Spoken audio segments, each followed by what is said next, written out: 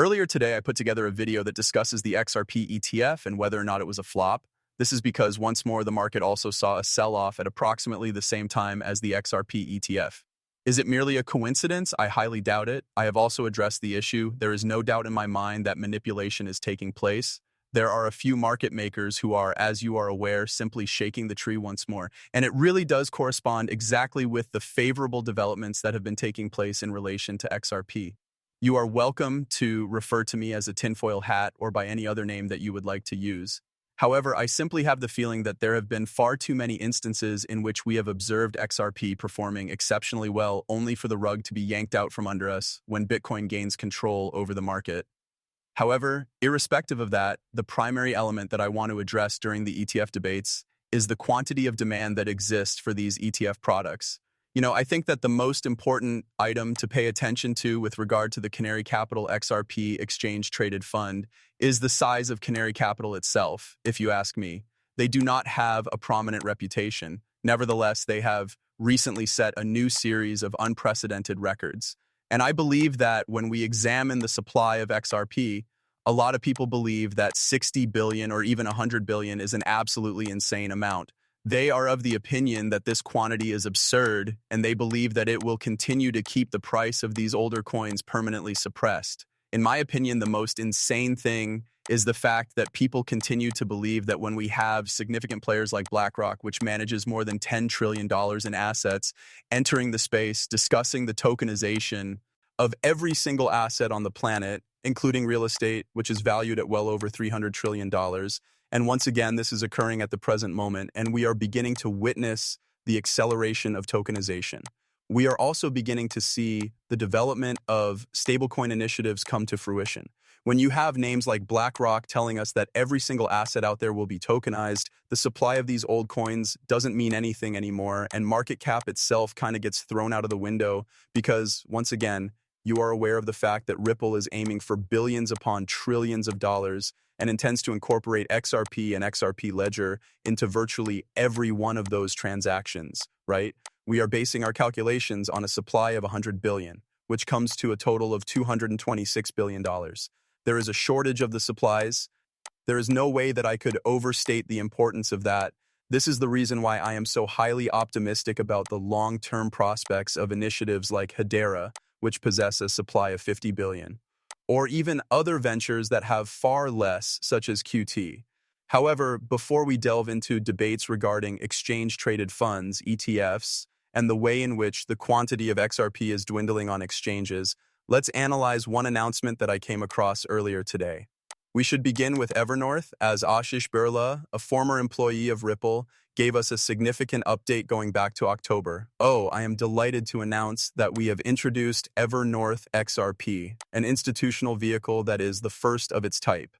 It is designed to expedite the adoption of XRP and comes with more than 10 years of uptime and a decentralized finance ecosystem that is expanding at a quick pace. XRP has been strategically positioned for acceptance, and Evernorth has been constructed with the intent of meeting the need of that particular moment. And yes, we are starting to witness a significant acceleration of many aspects within the XRP ecosystem.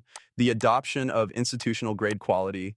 There are already institutional entities present in this area who are tokenizing and are also focused on attempts to stabilize quits.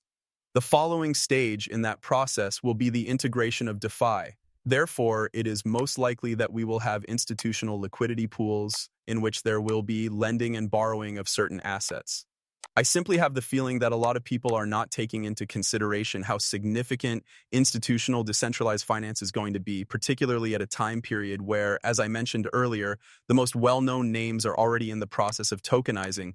The XRP ledger was expressly constructed in anticipation of this particular time. I am quite enthusiastic about the future of XRP and the XRP Yale. However, in addition to that, we have just been witnesses to an investment of $200 million being made in Evernorth. Not a problem. This is in collaboration with the SBI Group. They are therefore making an investment of $200 million in Evernorth, which is the largest public XRP treasury firm. There have been a lot of investments announced in the area near Evernorth.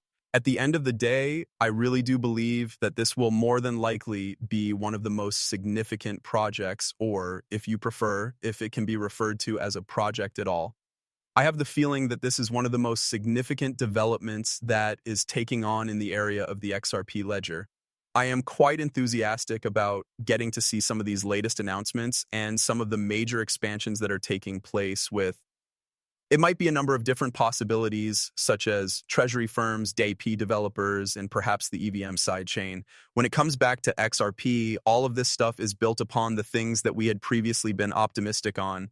As a result, XRP and the XRP L are both significantly strengthened. This causes it to be even more optimistic for the future that lies ahead because these will result in significant expansions surrounding important aspects of the XRP ecosystem, such as, for instance, institutional DeFi and other related areas. With that being said, I would want to bring up the topic of exchange-traded funds, ETFs, since they are essentially an institutional vehicle that allows regular investors to participate, but they also serve to bolster the demand for XRP from institutional investors. Canary Capital's XRP exchange-traded fund is something that I looked at, and as I mentioned, Canary is not a huge name. I recall the time that Canary first announced its intentions to launch ETFs, and the reaction of everyone was something along the lines of, Canary Capital is a name that is even that well known, you ask, whenever Canary is mentioned. And when it comes to the technological aspects, they are not considered to be a significant name? No. However, the fact that this company, which is of such a significant size, has already recorded over $250 million in market value that can be traced back to the XRP ETF provides us with evidence of the significant level of demand that exists for XRP. At this point, Canary Capital has XRP worth approximately $9 million locked up in its assets. I am aware that it does not seem like a significant amount, particularly when we consider the fact that there are 60 billion XRP in existence, but this is only one name. I came across an outstanding post written by Vincent Kennedy, also known as Vincent Crypt 46, on the social media platform X. The initial sales of Bitwise Solana ETFB brought in $57 million. Bitwise's assets under management, AUM, are approximately $15 billion. On its introduction, Canary Capital's XRP ETF, XRPC, made $58 million. The total AMU, ENT, of assets under Canary's control is less than $100 million. Bitwise submitted an application for an XRP exchange-traded fund. Here we are just getting started, and indeed Franklin Templeton is still another one that has an additional PETF waiting approval and $1.6 trillion in asset center management. This is a moniker that is well known among many of the major players. Franklin Templeton is a familiar name in the retail industry. In my opinion, the XRP exchange-traded fund, ETF, will be greater than Canary if we see one that has been approved by Franklin Templeton, Bitwise, or any other company. XRP is a more well-known name than Canary. It is a name that is more widely recognized. That is the reason for which, when we take the time to consider the true scale of this launch, we discover that it is actually 10 times larger than we had first imagined. I couldn't care less about the $58 million that was spent at launch, all right? The $58 million that was spent on the launch is of no concern to me. Not even the $250 million that has already been linked to this is anything that I am concerned about. I am concerned by the fact that this amount was recorded by an entity of Canary Capital's magnitude.